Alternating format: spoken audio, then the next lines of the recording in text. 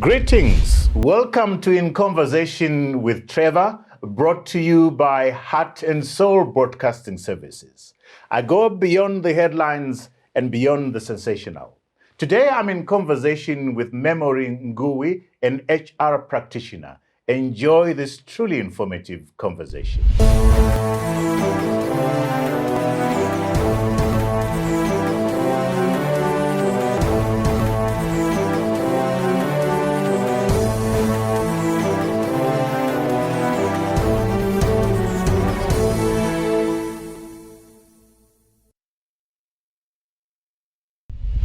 Memory Nguwi, welcome to In Conversation with Trevor. Thank you very much, Trevor. Memory, I thought we would start at an interesting space, which is there's a lot of talk about the new workspace. Mm-hmm. Is there anything like that? Is there a new workspace? What makes it new? How is it different from the workspaces we've had? I don't think there is anything new. If you remember when COVID started, we were forced to work from home. It was not a choice. At that time, I think a month after COVID started, we did a research. And we found that people were actually craving to go back to the office because of one of the major reasons was loneliness. And the work environment is not good for work. Mm-hmm. The home environment is not good for work. So that was one of the challenges. But also there was one other interesting fact that managers were not used to supervising people that they could not see. So that presented problems, power going away, people getting stressed, the number of calls that you get from your manager, even if you're working from home. We had scenarios where people actually ignoring their managers, they get offended and all these things. So the work from home concept, in actual fact, when you go back to research, you'll find that there is no scientific evidence that actually shows that there is an increase in productivity. Yeah. I must say my own personal experience was that when it started, it felt very interesting. It was novel. It was exciting. But with time, you begin to miss going away to a different place and coming back home. And I think I'm now at a place where actually working from home, even when I have a big office or whatever, it's not going to be an option. Are you finding a lot of people in that space? Yeah, we locally, I think most of the professional firms, they've got the infrastructure to work from home. When you compare to other jobs, there are some jobs where you can't work from home. Right. But those that provide professional services, it's easy to switch between home and work. And in some cases, you'll find that they would say 50% you come to the office and 50% can operate from home. But if you look at Africa in general, the challenge has been the infrastructure. Electricity, power cuts and things like that. So what you're saying is the situation is different to, let's say, America or the UK. There might be factors that allow people to work from home in those and those if you look at the statistics, you will also notice that those countries, the developed countries, most of them, it already pre-COVID, they already had a sizable number of people already working from home, especially those in professional firms. Right. Yeah. There's something new though in the workspace, the prevalence of your millennials and the Gen Z. What are you getting from the market in terms of what these two generations are demanding as far as the workspace is concerned? Yeah, while there is a perception that there is a difference. There is actually a challenge. If you go back to scientific research, you notice that in terms of actual productivity or work outcomes, there is actually no difference between those two. Proper scientific research. I was actually looking at it as recently as a few weeks ago when we had an argument. There is actually no significant difference. But people do think that there is a perception that the other generation has got certain preference than the other one. One of the challenges is actually to define those generational codes. Who put the time frame? Okay, so that is the beginning of the problem in terms of demarcation of research. Even when you look locally, when people say the liberators, those who went to war, and the born frees, again, the demarcation is very difficult to do. So that is what has affected research and the outcomes that come out of there. So I would really not recommend that you worry too much about that. In terms of, yeah, I do. But what about the fact that particularly Gen Z, in terms of their preferences, technology, being more connected to technology, they are free spirits. They don't want to be controlled and so forth. At least that's what I'm reading. Is that not a factor that says they ought to be managed differently? Yeah, if you go back to research, what they are saying is that this is what people are observing. But when you put it to scientific test, those differences are actually blurred. Okay, But for people, we did another research locally where we found no significant difference in terms of benefits that employees prefer, whether they are in this category of generation or the other one. There's no, they are the same. Right. So that also speaks to support the same conclusion that was done. Because the conclusion was not just done by an ordinary research. It was actually deep meta-analytic studies where there's a consolidation of proper top-notch scientific research. And if you go to a website called Science for Work, they actually got that research where they summarize, they say, look, in actual fact, they classify it as a myth. That there are those generational differences, and I do believe them. Really? Yeah. I hold a different view. What about the, I mean, we had Tashinga Vekerwa here, a lawyer, and she was talking about her own personal experiences. She's come back from the diaspora. She's got a nose ring. She's got dreads. And there's a certain generation, my generation, that would look at that person and say, you know, your dreads ought to go. Your nose ring is not for the workspace. Don't we have that clash of attitudes in the workspace? What is evident and clear is that dressing evolves. Even if you go back where we started and what we are putting on now. So that is a natural progression. By 10 years from now, 20 years from now, we could be seeing completely different things in terms of dressing and style. I can give you an example. I've got one young man who put on dreadlocks. I've never, when he came for the interview, some people were shocked. They looked at me and they never commented.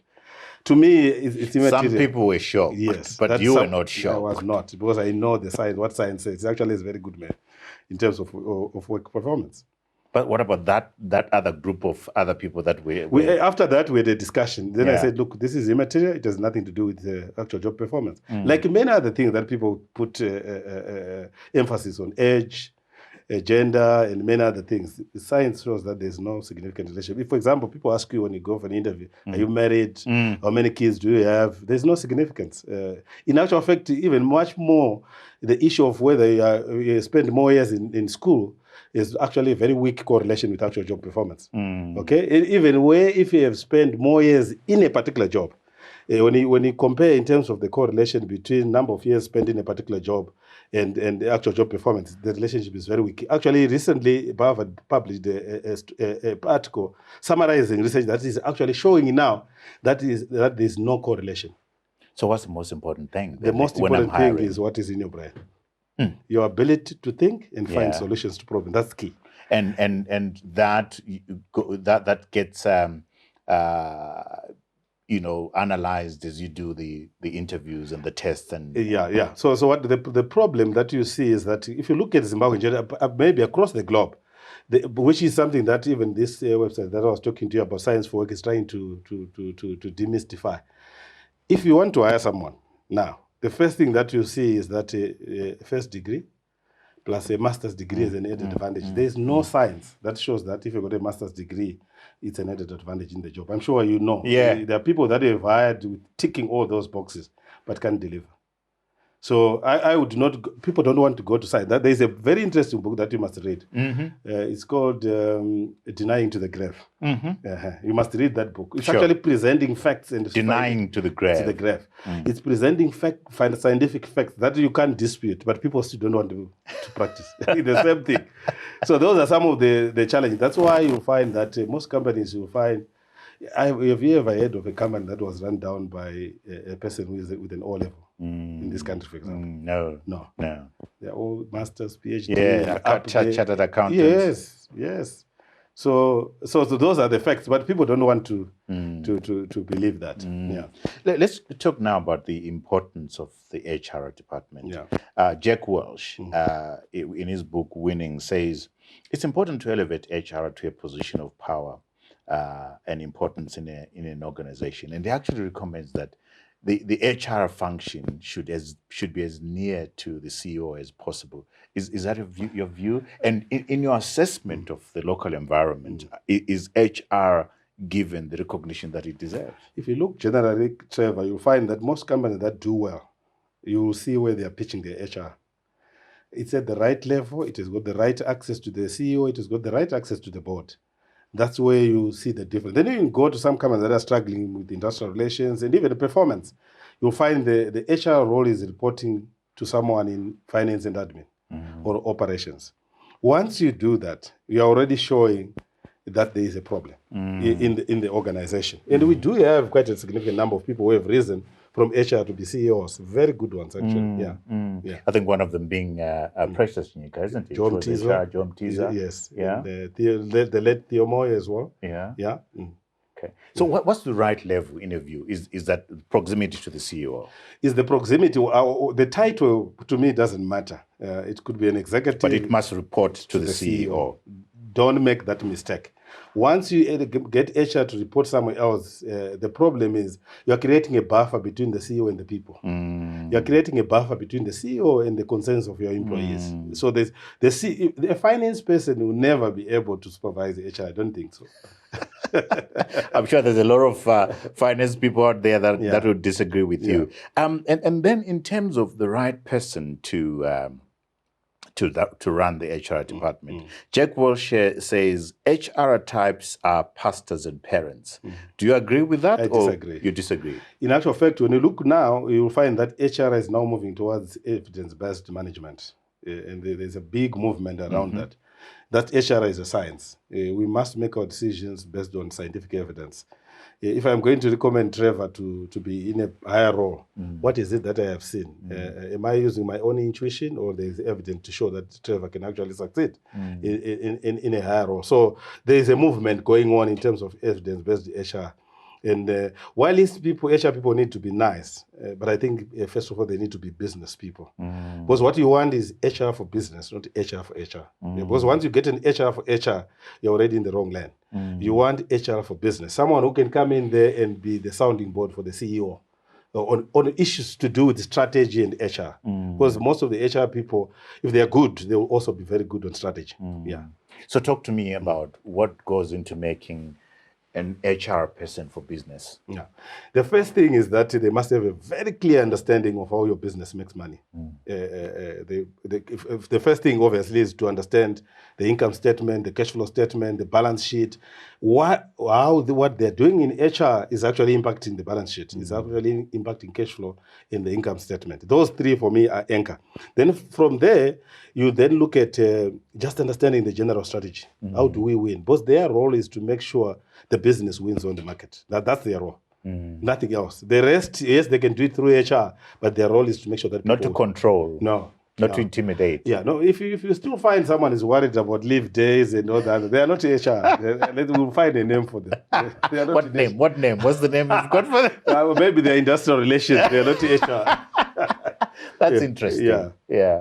In your dealing with our HR environment, and you will talk about, if we find time, you have a broad purview. You've sat on boards. You've risen from the bottom as a personnel assistant to where you are running your own business now. What would you say are the three most difficult challenges that the workplace is dealing with at the moment, given the environment and everything else?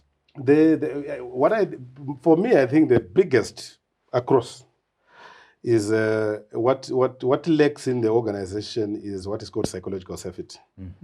This is the freedom to disagree, allowing people the freedom to say, Trevor, I don't think the strategy works, and you walk away and go and think about it without punishing the person who has actually raised the concern.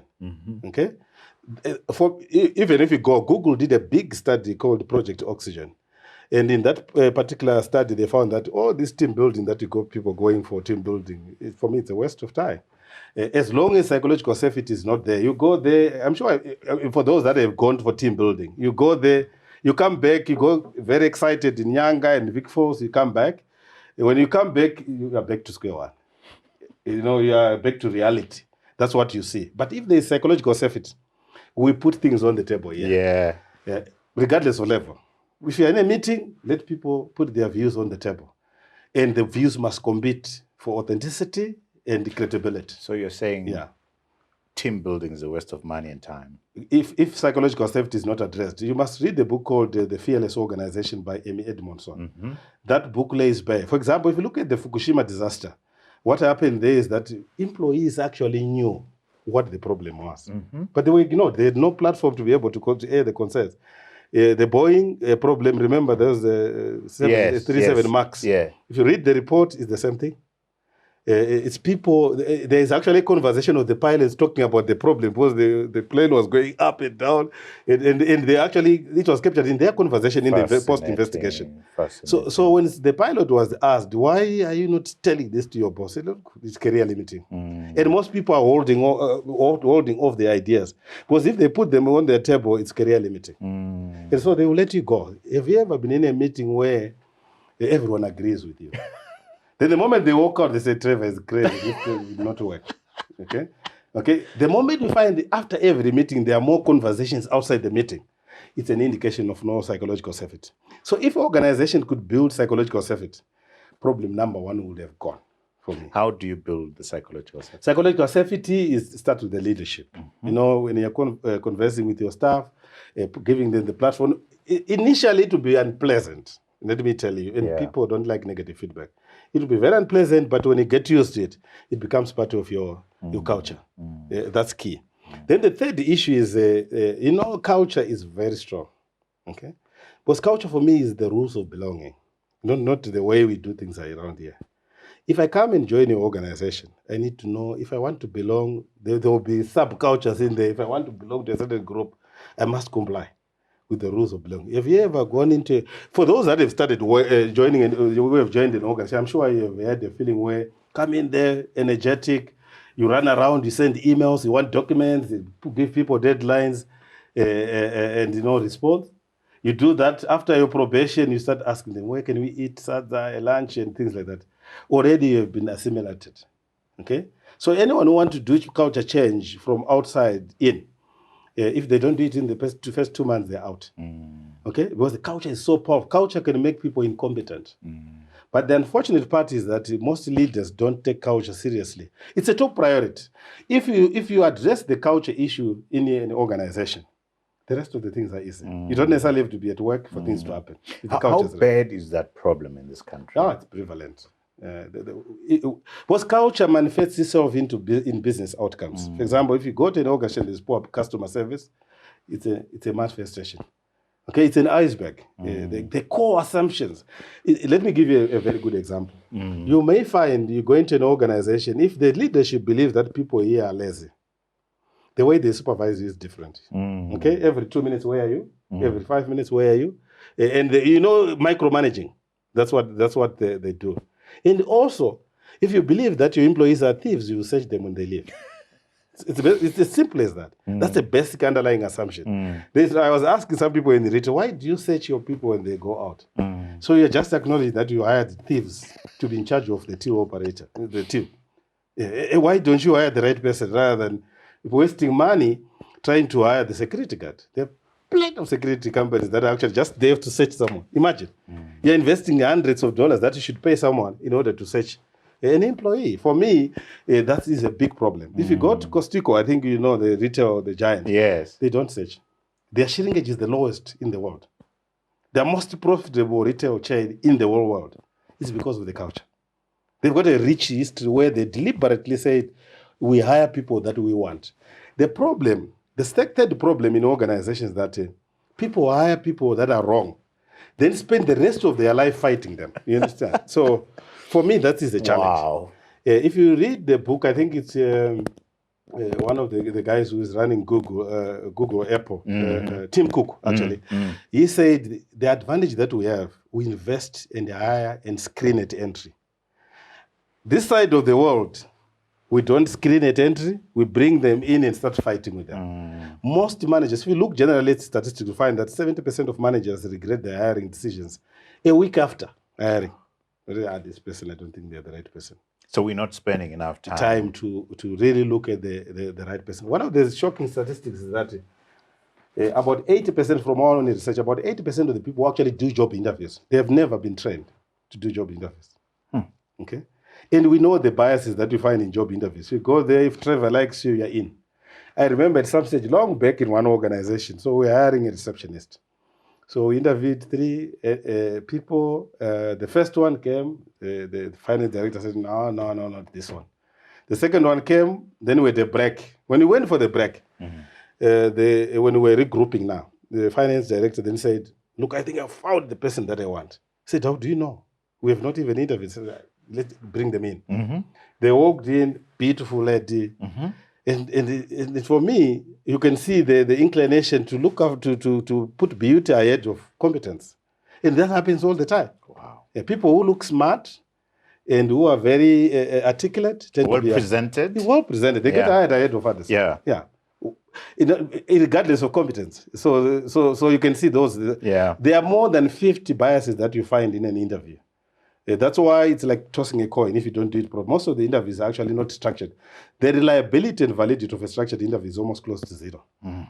You're just speaking. You, you're an engineer, come in. Mm. You go away. You see what I'm saying? Mm. So those I would think those are the key challenges: psychological safety, bad culture, and we are not good at hiring. Mm. Yeah, there are people out there who are wasting away in terms of their talent, but who are so good that they can be developed to add value to the economy. There is something called leadership derailment, and it's largely emanating from a personality defect, which you can correct, by the way. So in America, they were estimating that about the country loses about 21 billion in leadership derailment. This is where someone very charismatic, very sharp, switched on. Yeah. And on the basis of that, you hire that person to run the business.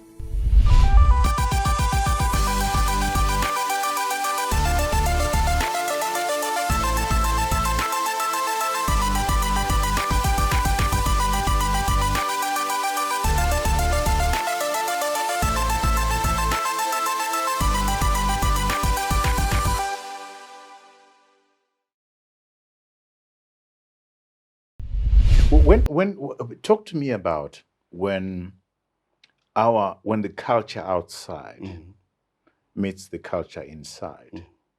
Can the inside culture survive the massive culture that's outside? And I'm talking here about with this in mind, that there was a time when we would say Zimbabwe's work ethic is amazing. I don't think it's so anymore. In actual fact, I think it's deteriorated. Not even deteriorating. If you go back to research, Zimbabwe, in terms of work ethic, it's actually bottom, in the bottom 25. If you look at the research that has been comparing India and others, we are actually not up there. And I have highlighted this. Have we always been there? Yes, it has not changed. Okay, it has not changed. We have got good people just like any other country. It's the same thing when people say Zimbabwe has got brilliant minds outside. We are comparing to.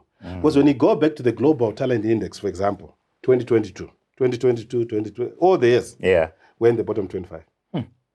Okay, so that's why I was saying people must read the book Denying to the Grave. People don't want facts.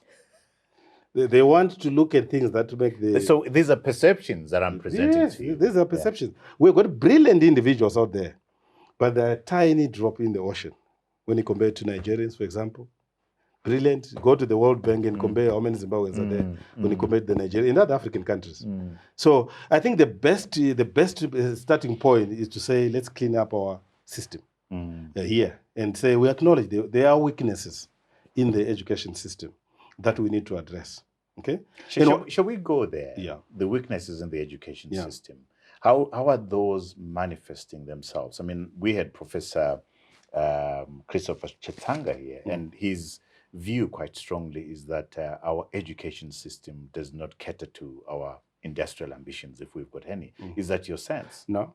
My view is that the way we are going now, you don't want someone to go to university and be narrow-minded. You want to develop critical thinking. Okay, if you look at, that's the key skill. If you look at the Delta research that was done by McKinsey, you will notice that critical thinking is top. So you want someone, let me give you a story. When I left university, I didn't include it there because it was a short stint. I went to Barclays. I was training as a banker. I lasted for 4 months. Okay, I had people who had done biochemistry, I had people who had done economics, agriculture, what is it called? BA religious studies.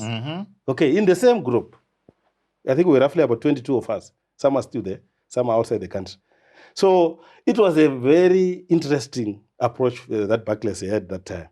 So they were training you to understand banking first. Then after that, you branch into HR, IT, and other areas. The first year was all banking, you see. So with most professions in this country, or globally, you don't necessarily have to look at some of your best bankers are actually engineers. Some of the best HR people are actually engineers. Do you know that? No, I didn't know yes, they are. Some of the best people. We won't mention some of the names, but some of the big names that I know who are actually even outside the country in HR engineering. Yes. Because what's the connection? If the connection is that anyone who goes to do a degree is good enough in terms of foundation. Okay. They must then have something added, which is critical thinking. Which means if I take an engineer and train them as a banker, they must be able to survive. But it's not. You can't then take someone who has done BA religious studies and be an engineer. No, there are certain professions. Yes. Yeah, and we are missing a big opportunity where we got some of the best minds that could actually be in leadership to change the course of the organization. What should we do? It's career guidance as well. People don't know. My stint with Barclays actually opened my mind. Okay. In what way? In what way? In the sense that I then realized that I must not be constrained by what I have studied. I studied psychology, and some people say, we are going to teach somewhere in the rural areas there. This is a dead degree and everything. But I can tell you, Trevor, when I left, I didn't even last 1 month. I was already working. What actually happened is that I had applied for a graduate traineeship at Tenor. Okay, so Mrs. Munjanja, who was the head of the HR director at that time, I think when she was going through the CVs, she then said, "Oh, this CV is just too good. Let me call this young man." I went there for a chat. I started working the same day that I went just to see her. Why did you last 4 months at Barclays? A good opportunity came. I then went to BHP. I see. Okay, so I went to the BHP opportunity. I couldn't miss it. My salary, I was earning something there. My salary went up by 7 times, so I couldn't miss it. Do you regret leaving banking? No, never. That was the best opportunity for me to go to BHP. The exposure that I got to BHP, other people will never get them in their life. Remember, at that time, BHP was the best investment ever to come to. Yes. The resources, the facilities, everything that I wanted to learn, I learned there. Fantastic. Luckily, soon after BHP, I then went to Ernst & Young, again a top firm, and I learned a lot out of there. I was leading some of the projects, and I learned a lot. We'll talk about that later. Yeah. So you're saying that there's nothing wrong with our education. For us to get the right people, we need to allow people to be broad-minded and then specialize down the line. Do you want to develop that point further? Yes. The issue is when people go to university, they want to get an engineering degree. They want to get a BAc degree and things like that. For me, it's too limiting. And at that time, probably have not even made your choices in terms of whether this is the right way to go. So what I suggest is that people must get proper career advice and the guidance. That your degree must not confine you. There are lots of opportunities that are there. Let me give you an example. I will not mention the name. There's a lady that I hired myself, and this lady had a chemistry degree. Okay? Trained this lady, I think, roughly 4 years, 5 years, and now she has landed a very good job in HR. Okay? But she's got chemistry. Okay? So she's sitting at home. You think I've got chemistry, I must go and work in a lab. Not necessarily. Not necessarily. There are people out there who are wasting away in terms of their talent, but who are so good that they can be developed to add value to the economy of this country. How do we do that? That's a powerful thing that you're raising there. The issue is that other schools are doing it. It's really to go out there and educate the people about career guidance. Most people don't know. Let me give you another example, Trevor. Most parents are wasting their only resources, hard-earned resources, by saying to their kids, I want you to be a doctor.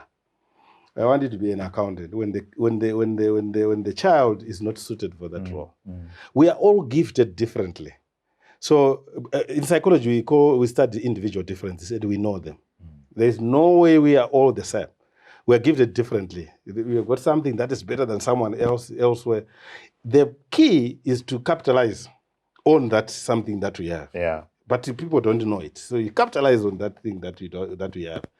And once you do that, when you found it, yes, you'll find that everything works. There are some parents that I was talking to some parents, and they were indicating that if they knew, if we had the conversation that we had with them earlier, they would have made better choices for their children. Because imagine you take someone to A level, Very expensive school, they come up with 2.0 points.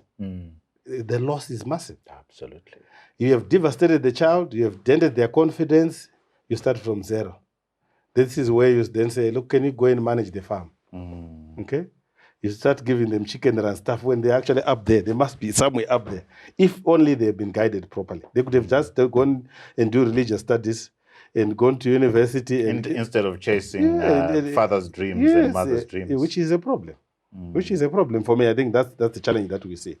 Yeah. What's your assessment of our talent pool in the country at the moment? I hear a lot. Again, you're making me become very cautious about talking about the perceptions. The perception is that we're losing lots of talent, that we don't have the talent pool for what we want to do as a country. What's your assessment? I think we do have the talent. If the talent is misaligned, it creates problems for you. There are people who are underemployed. So you'll find an accountant is a receptionist. And you spend money educating that accountant. You'll find an engineer is a clerk. You look at that, the wastage that is there. The talent is there, but I went through a graduate traineeship program, which I joined at Barclays, then ran away and went to BHP. BHP, I then did what I wanted to do. So a structured 2-year structured program. Everything that I know about HR and the foundation that I have, I learned it there. The top notch, I learned it there at BHP. So for me, is the structure. If companies could be encouraged to take on graduate training, look at the top companies here. They actually constant supply of talent. Graduates, of graduates. That's for every company that can afford.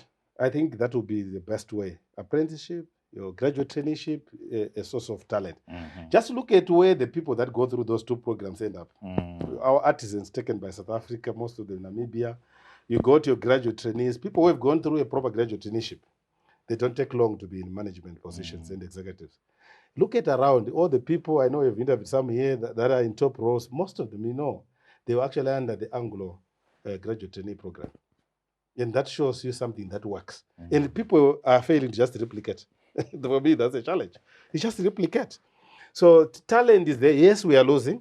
If you go to the Global Competitiveness Index, one of the weakest area that we have is that we can't attract talent from other countries. All right. Yeah. So that's how also we are ranked.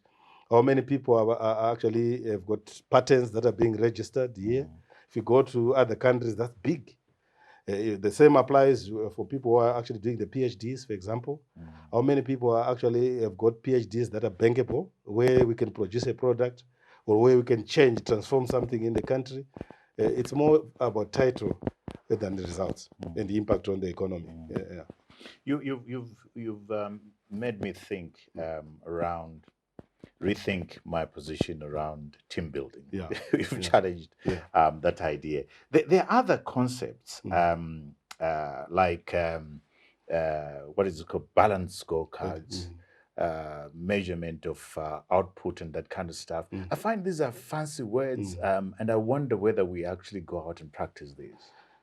My experience is that if I were to look at some of the studies that we did, they started in 2017 and another one 2019, just going out there and asking HR managers about performance management. About 80% have no confidence in their own performance management. In actual fact, some of them were saying it's a waste of time. There's no commitment. The goals are not set properly. No one is appraised. People get promoted using something else that is not performance. So people get disillusioned. So those things that come, it's just like a combine harvester. You give a farmer a combine harvester. They can decide to go shopping with it. They can decide to do farming with it. So the choice is in leadership, the quality of the leadership. That's interesting. So the terms, I've found them now. Productivity measurements, balanced scorecard, employee engagement. And I say to myself, what happened to the old-fashioned personal motivation, the drive? So for me, I find these terms fancy, but not applicable. And you're confirming it by saying 80% of the people don't believe in those. Yeah, they don't. They don't. One of the things that maybe you need to share with the viewers, Trevor, is that let's look at two things. The first one is personality. Personality is largely hereditary. and partly childhood experience before the age of 10. Okay? So, if I look at some of the people that you take for team building and wanting to change their attitude and things like that, they don't change. No. They come back and relapse. Okay. If you just want to try, just take a pen and paper and write your signature. And try to use the other hand to write the same signature. And the discomfort that you feel is exactly the discomfort that people feel when someone wants to change their personality. Okay? It's like customer service. Let me give you an example. I see a lot of companies wasting money training people in customer service. You train people in customer service, if you get the maximum value, if you train people in customer service, those that have got a natural ability to serve others. There are some people who have got get frustrated very easily, and it's all to do with their personality. So whether you will send them to training in the UK, you are just wasting your money. Because those people will not change their attitude. I'm sure I have seen people that have tried, but this person, we have sent them for courses. So what do we do? Like Tim Cook said, screen at entry. If you're going to customer service, did you get the right person for customer service? Some of them must just be in the security services. Probably where a bit of aggression is required. They must not be anywhere close to your customers, because they will not be able to handle them. Yeah. The issue of leadership sends me to this place, which is the influence of leadership in molding a company and in getting the results that companies get. I'll run down a couple of companies for you. Google, Apple, Amazon, Tesla, and Uber, and the Rupert Murdoch companies. My analysis of that is you have big individuals, big characters, big egos, bullies, and yet they drive change. Elon Musk, Tim Cook is slightly different, but the guy who was instrumental for Apple, what's his name? Steve Jobs. Steve Jobs. Yeah. Steve Jobs was disagreeable, but he got the result. So what are we looking at when you say leadership? What is it that you're talking about? Are these not leaders? There is something called leadership derailment, and it's largely emanating from a personality defect, which you can correct, by the way. So in America, they were estimating that about the country loses about 21 billion in leadership derailment. This is where someone very charismatic, very sharp, switched on. Yeah. And on the basis of that, you hire that person to run the business. But they've got personality defects. They are narcissistic. Yeah. Okay? They are obsessed about themselves. They don't care about anyone else. If you cross their path, you get crushed. Those are the leaders that you get most of the time. The problem is that their success is normally not long-term.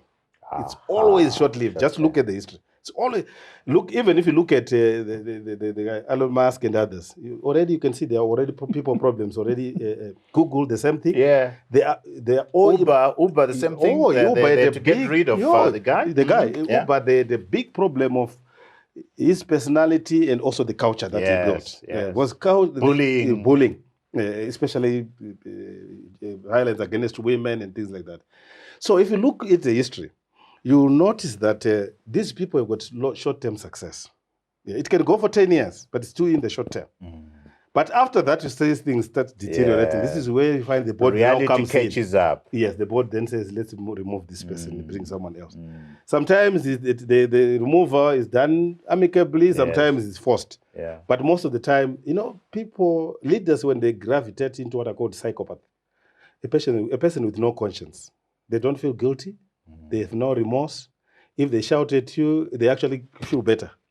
If they make you angry, they actually feel better. They actually go and eat a very good meal after harassing you. Damn gone. So those are the kind of leaders that you get, because they are very charismatic as well, and they're very sharp. So they get promoted on the basis of their ability. Okay, and psychologists obviously refer to this as intelligent fools. Very intelligent, but also behaving foolishly. Because they won't last. Yeah, they won't last. So what are we looking for in a leader? For me, besides your technical know-how, I worry more about your personality. Okay, personality. Your personality. And anyone who goes, the more you go up, if you've got a personality defect, the more dangerous you are. Okay. And if you put those people close to power, You are actually in dangerous territory. Yeah. When you want to remove them, they can fight in a very big way and destroy the whole organization, its customers, and many other things. I wouldn't hire anyone into a very serious leadership position without knowing what type of personality they have. Yeah. And we've got a personality test. Yeah, we do. There are plenty of good personality assessment. There is a guy called Thomas Chomoro. He wrote a book, Why Incompetent Men Get into Leadership. Okay, I like the books that you're suggesting. So he chronicles. Yeah, I actually interviewed him as well. He chronicles why is it that people hire leaders who then fail, and he talks about with the example. What's the bottom line? Why do we hire personality? We get the personality wrong. Let me give you another example, Trevor. Integrity. You can only teach integrity when someone is young. So let's say you are now on a board and let's go for integrity training. You are wasting your money. Of course. At this age, do you think you teach me integrity? No ways. Integrity is tied to personality. So I know 85% of it is hereditary. Wow. Partly, the remainder is partly childhood experience. This is amazing. What you're sharing here. I wish there's more people going to watch this thing, because this is a mind opener. Yeah. Yeah, you can't teach me integrity at this age. No ways. Yeah. So integrity is largely hereditary and partly childhood, would you expect, before the age of 10. So between that period, how you treat your kids, the kind of values that you instill in them, that's what matters. Let me give you an example. Have you noticed that most of the people who steal in one company, you move them to another company, they'll steal? Have you noticed that? Yes, it did. A good person with a good integrity, regardless of company, they won't touch anyone. Even if you leave this cup, they won't touch it. So I don't know why people, they must read that book, Denying to the Grave. So to the company that you're talking about, that this retail outlet, and you're saying they don't have security guards, there's no theft. So it's clearly, they get it right on recruitment. Yeah. And also when you start trusting people, you hire the right people, right level, right roles, right personality, you'll find that the people then also trust you back.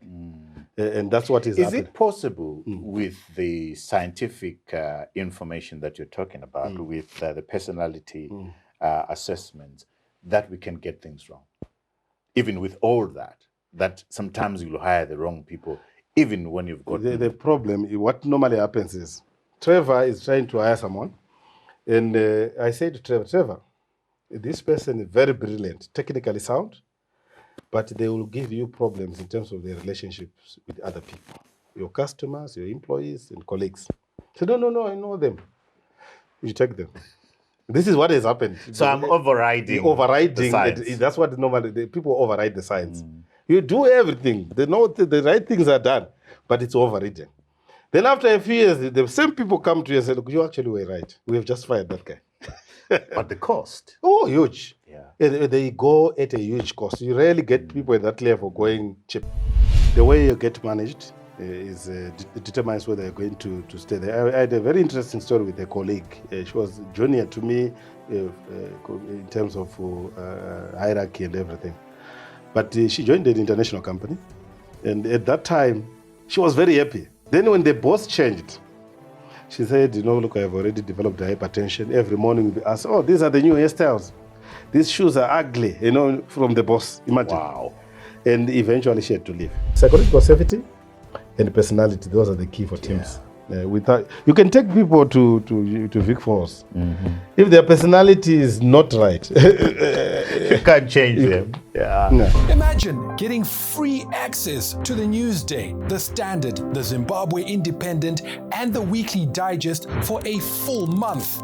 Well, you can, and all you need to do is download the Newsday e-reader app on Google Play Store or scan the Newsday QR code in any of the AMH print publications and start enjoying the quality content. Usasaririrewe, famba ne time, famba ne chokwadi, famba ne e-paper.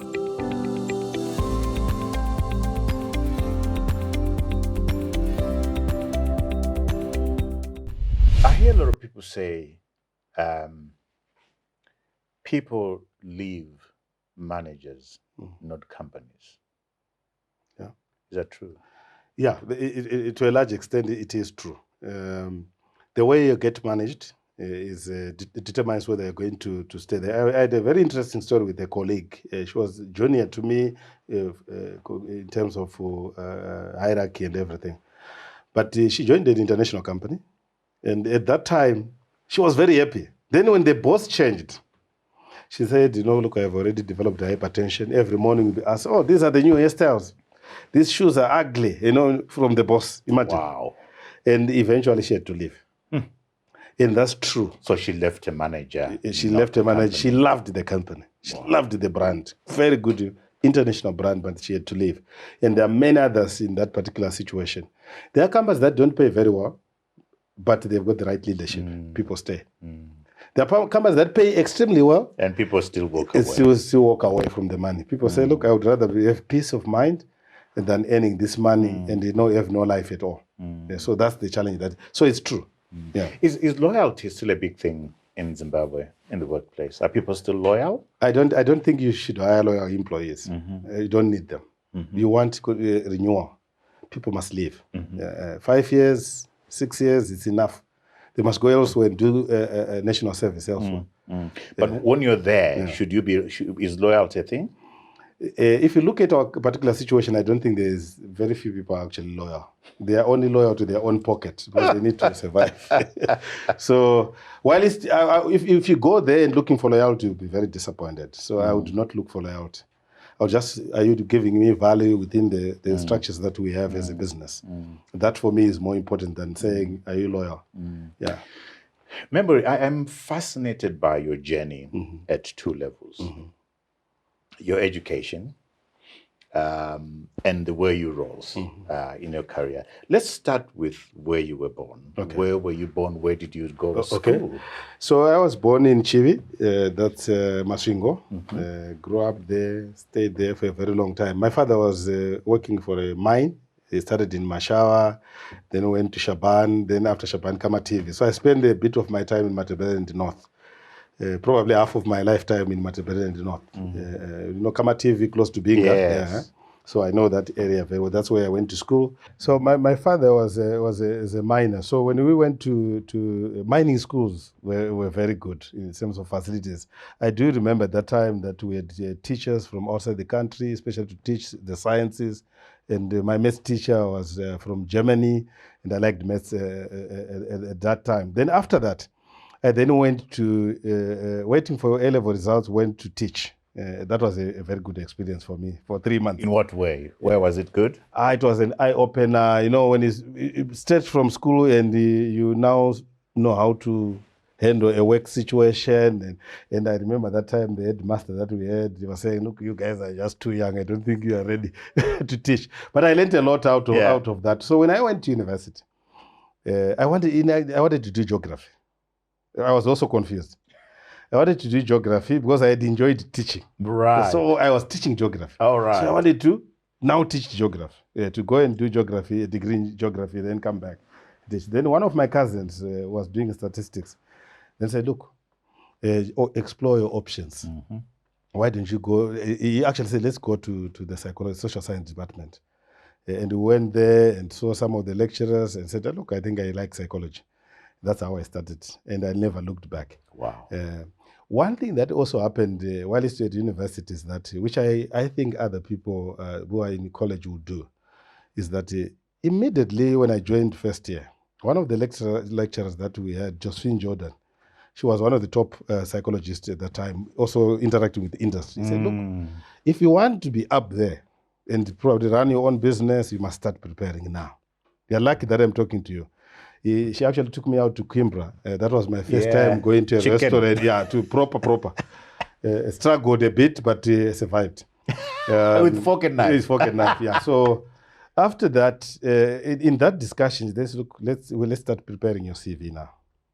Let's dream and write down what you want to do. I then at that time said, you know what? The question that she asked me said, look, which companies do you want to work for? As a starting point, just to give you the right groundwork in terms of experience. I said, I want to work for Barclays, I want to work for BHP, I want to work for Ernst & Young, those three. And I worked for all of them after. And I've told people this story, true story. Wow. So I prepared my CV. I will share my CV, my original CV, one day on Twitter. I still have it, and all my references from. Well, you've got it, so we can share it with the viewers. We'll put it up there. Yes, Yeah. yes. I will share my.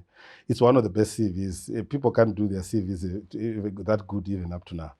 Okay, so after that, she then said, "Look, I want you to go for communication skills was compulsory. It was not part of the degree program, but it was compulsory. But people were running away from going for communication skills. So she said, you must go every class, you must go in there. She said, go and learn computers, is the computer. So she was basically mentoring. Yes. Go and learn computers. Go and do statistics. I want you to learn any one of this. You can't be a scientist if you don't know how to do statistical analysis. So end of first year, I was already very good in most of the computer packages. I was good in statistics, most of the basic statistics. I was good. Communication, presentation skills have never been a problem for me ever since that time. So when I then got to third year, I was really serious. I knew exactly what I wanted to do. Okay, I said, if I go to work for Barclays, BHP, any one of those, and build enough experience, I want to go into the big accounting firms and go into consulting, get the necessary experience, go into leadership. And you are at undergraduate level? I was in third year that time. Third year. Yeah. And I mean, when I was third year, I wasn't thinking like you. How do you explain this? I got help. My cousin, my cousin, when he took me to psychology department, changed my mind from geography to psychology. You know what? When I went to psychology, the other bit that I missed, the first term were terms, not the semesters like they have. The second term, I was really not interested. So I would just write exams to pass. Then after that conversation with Josephine Jordan, I changed. We started getting 2 1s, 1s there, 2 1s. I got very serious. That's when my life changed in terms of approach. When we got to... Who is Josephine Jordan now? She's in the UK. Yeah, we talk. We talk. She knows that you had this influence on. She had this influence on you. She actually predicted it at that time, and she has referred a lot of people to me, even some outside the country. Say, talk to this person when you go there. Wow. You have a conversation. Yeah, she had a huge influence. Most people didn't like her because she was very tough. She when we were doing our dissertations for our final year, we were 5 of us. 6 of us. She chased away the rest. We remained 3 of us, and the 3 out of those 3, the other one is led. Out of the 3, the other one, myself. Well, what is it that you think she taught you? I mean, through this encounters. She was very good at planning and getting things done. Okay. That one was a ritual. You couldn't escape. You couldn't go there. We were actually having dissertation meetings at a house in Epping, in Mount Pleasant, every morning at 9. So if you have not done anything, she would almost like set a dog on you. You understand? So she would say, look, walk out. The dogs were outside. You have not done anything. She would tell you, look, you can leave. That's tough. And she opened the door, leave. Yeah. Please leave. Yeah. And other people couldn't handle it. I said, one of the things, I got perseverance. I can go through very difficult times and I survive. Okay, so that's one of the things that she picked early. So after all that, when I did my dissertation, it was actually publishable material. So they wanted to publish it as a journal at the University of Zimbabwe at that time. I did, it's called the Theory of Reasoned Action in relation to student activism. Why would students go on strike? We went into the theory of psychology and unpacked it. And it was publishable material, but they refused to publish it. It's not been published up to now. It has not been published, but it's publishable material. Okay. Yeah, so I will revisit after this conversation because you made me remember. That's good. Yeah, so after that, she really taught me a lot, just interacting. Yeah. So you finish your undergraduate, and then what do you do? When we were in undergrad, that's when I got this Barclays, because they would come to the university and say apply. There will be a job advert on those notice boards. Applied. Let me tell you what happened.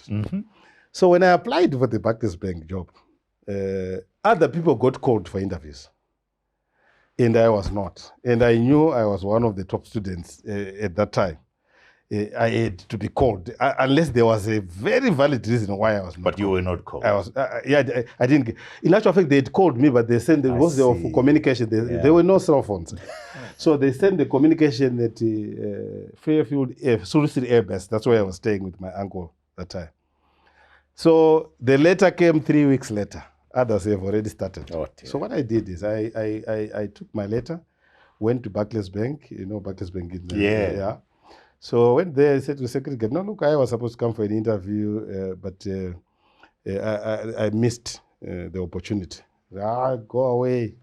There was no way they would talk to you. So I was arguing with this security guard. Then the PA to the CEO of Barclays that time, he had the discussion.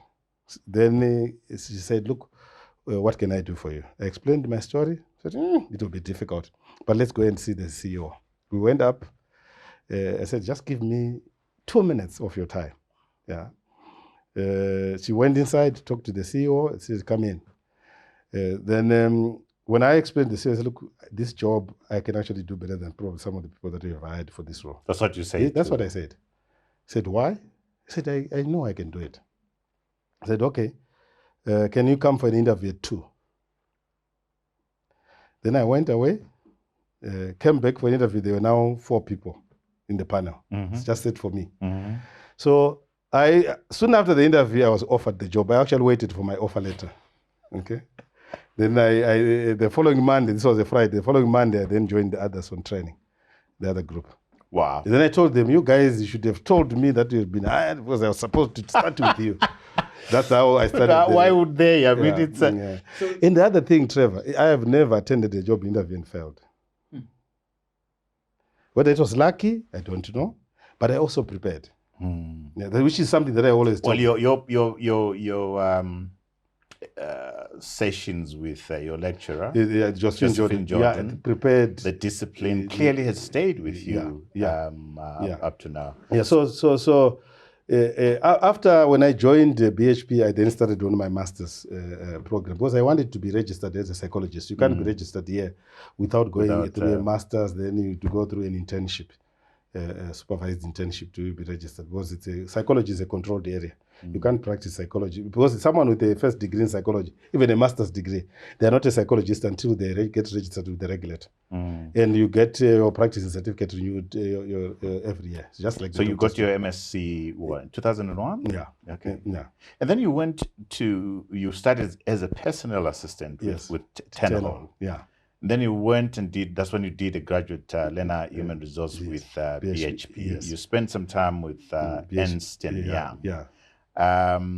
Talk to me about the decision to go on your own as an entrepreneur. Oh, yeah. 2004, you launched Industrial Psychology Consultant. What happened? It was at that time I was not ready.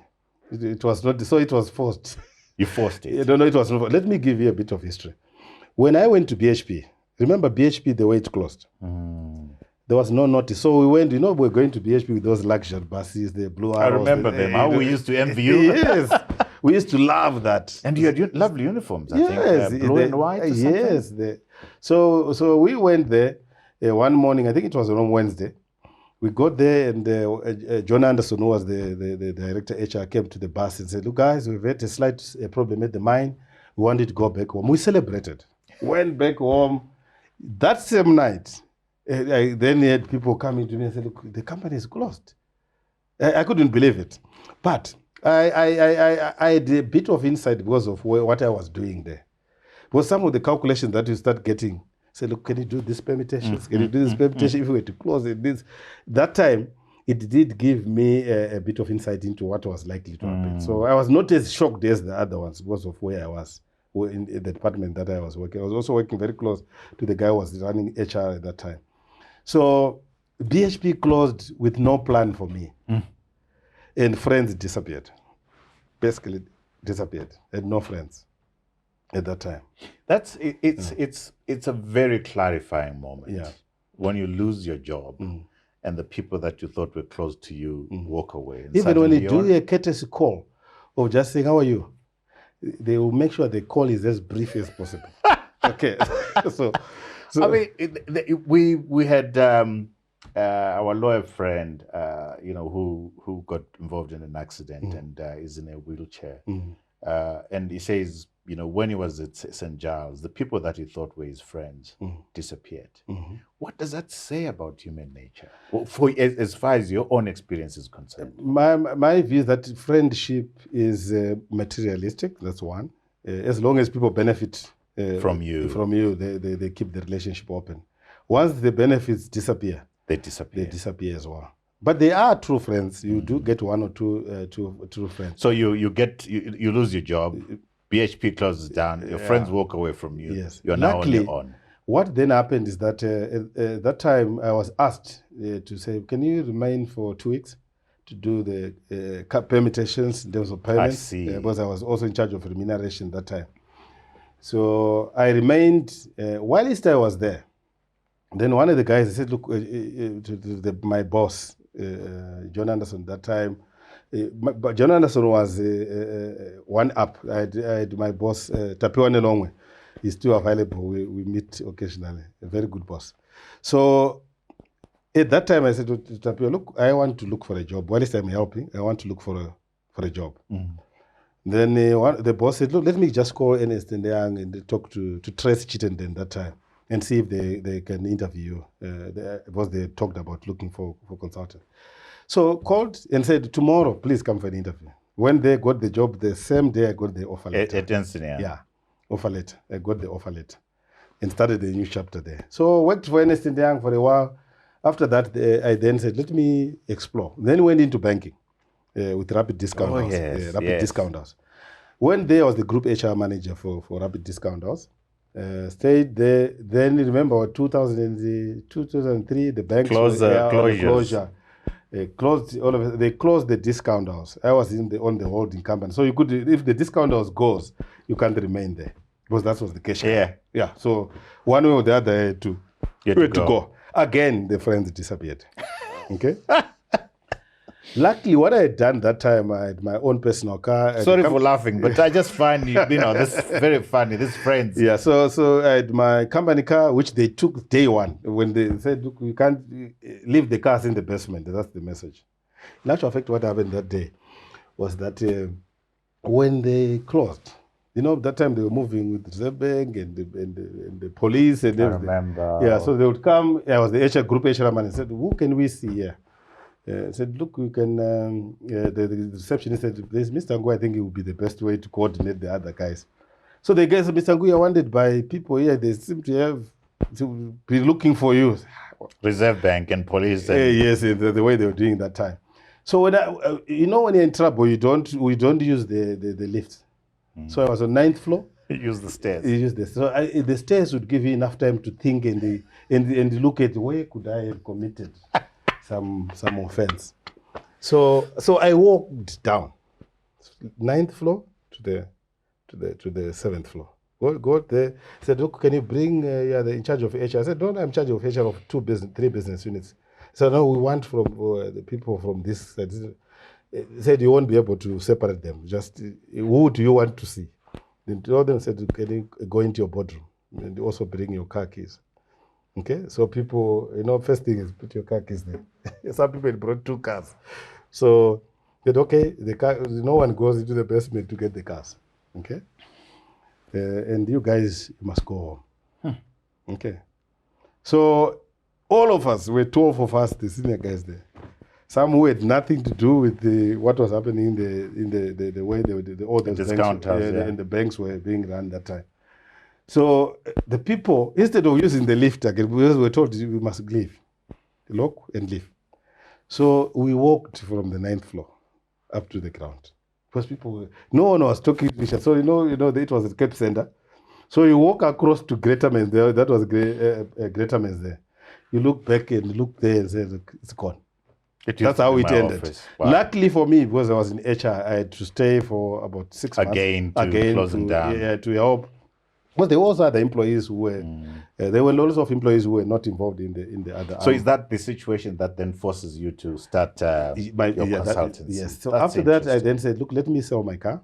I then looked for a friend who was at Ernst & Young that time. They'd also left and went to the US, came back. and said, why don't you start something? She said, look, let's go and start at my house in Ghana.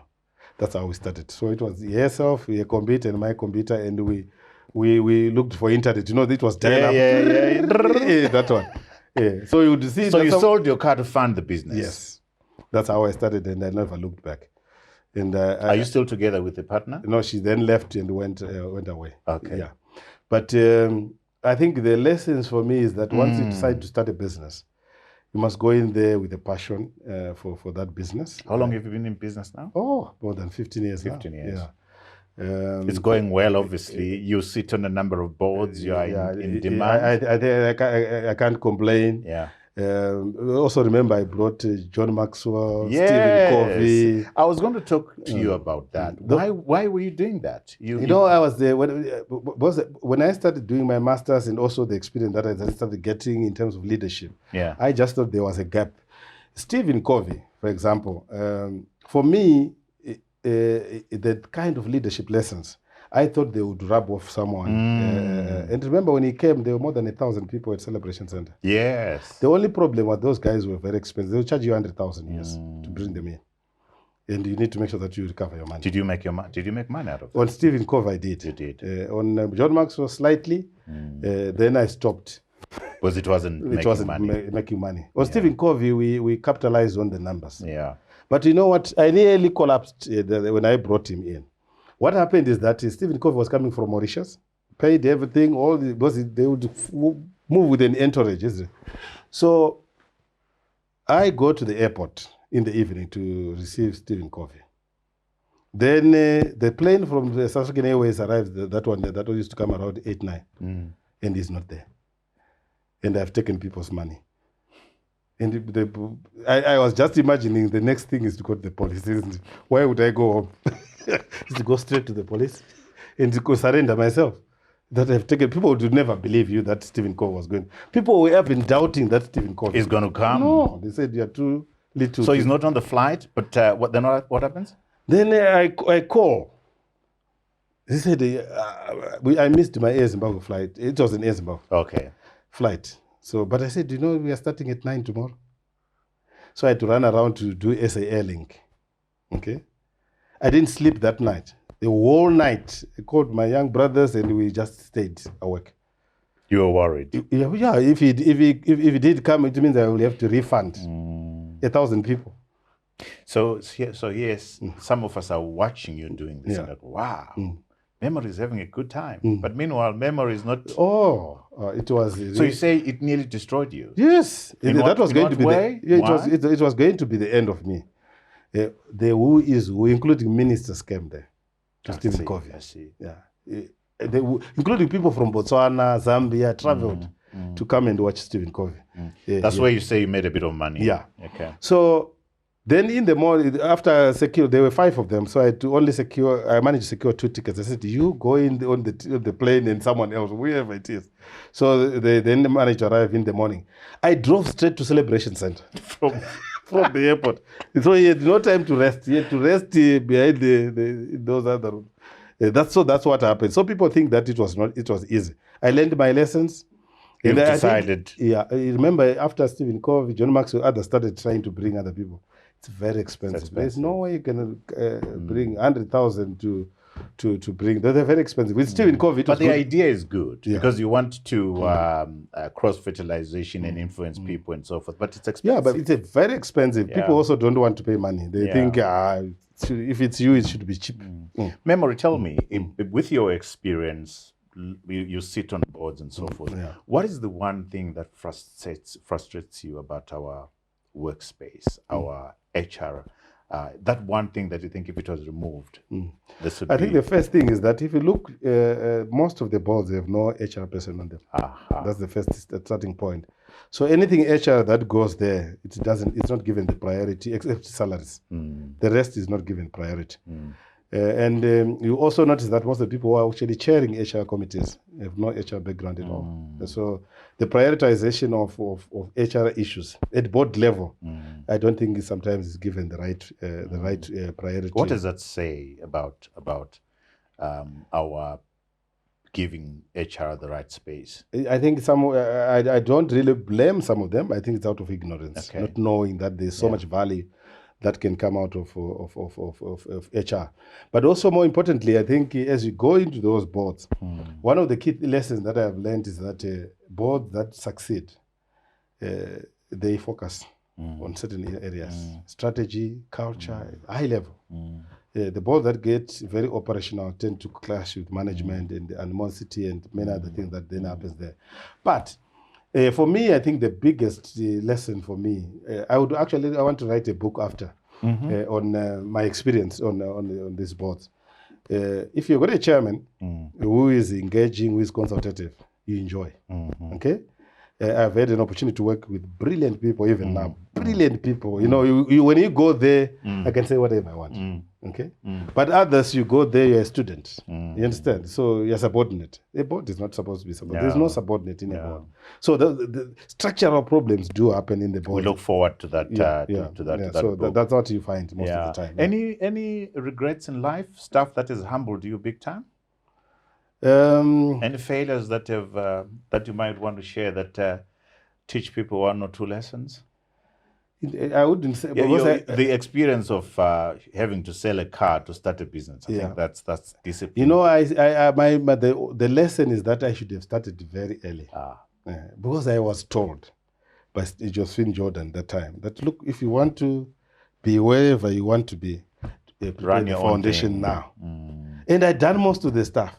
But I was just when you go into some of these banks and you got an executive role, the car is there. They gave me money to buy a house that time. Within 3 months, you're comfortable. Oh, you become very comfortable.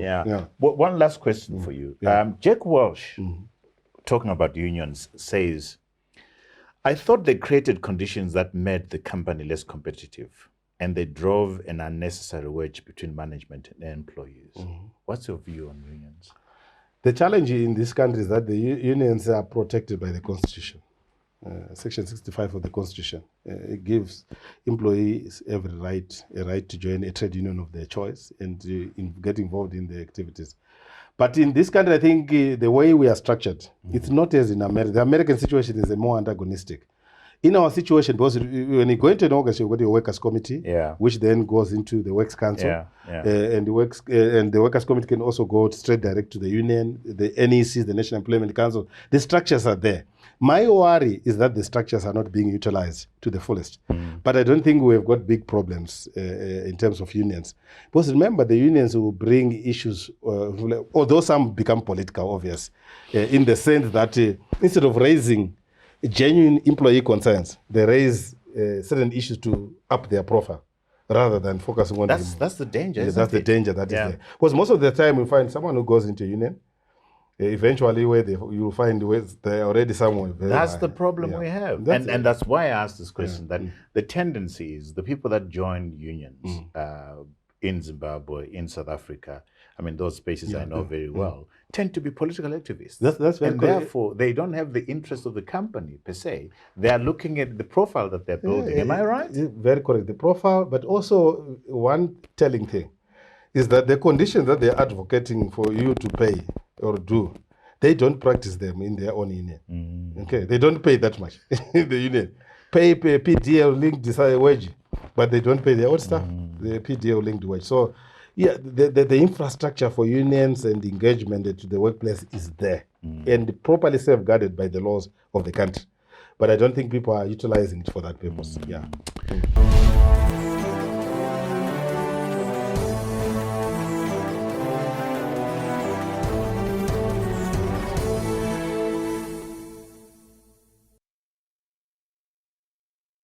Memory, it's been a joy talking to you. We've already shared, I think, about 4 or 5 books, but still, I want you to share with our viewers who love books out there, at least 3 books that, apart from the ones that you've already shared, that you'd say, read this book and I think there are one that I would recommend people read is called Think Again by Adam Grant.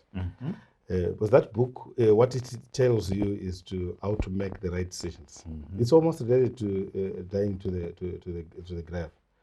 Then the other book that I think for people who are in boards, There's a book by Ramcharan called Both That Excel. I actually shared it with my colleagues this morning. It's a wonderful book. Because it's sharing experiences also. You know, you can almost tick the lessons. This applies, this applies, this applies. Then the Fearless Organization by Ahmed Monson, I would ask everyone to. It chronicles failures of how organizations are losing out or by not allowing their employee to speak out. Not union, but to be allowed to contribute, effectively, without any career limiting consequences yourself. Career limiting consequences. The psychology, what did you call it? Psychological safety. Google did a big study on it, and that's because they found that psychological safety and personality, those are the key for teams. Without, you can take people to Vic Falls. If their personality is not right, you can't change them. Memory, it's been such a joy talking to you. I've learned so much, and I think you've shared 5, 6, 7 books. And your story is a fascinating story. You are a great mind. You play an important role in this country in terms of HR issues, and we really appreciate you. Thank you very much. We wish you all the very best. We're going to bring you back to do a masterclass because we think you that kind of. There's a lot of masterclasses in you, and that book that needs to be published. Yes, right. Yeah, I will. That one is a good Memory. Allow me to turn now to our viewers who are all over the world who follow this show on a weekly basis. Remember, we are out on YouTube every Monday, 7 a.m. Central African time. To ensure that you don't miss out on any of these quality conversations, such as the one I've had with my brother, Memory here, please click onto this red button and subscribe. When and if you subscribe, you'll get an alert every time we have one of these quality conversations. We've gone a step further and created platforms for podcasts. So every conversation is available on a podcast. Go to our website. We've created a website for you. We have a weekly newsletter for you. For insights and updates on the things that we are doing. Remember to subscribe, to share, and to like. Until next time, cheers to you all.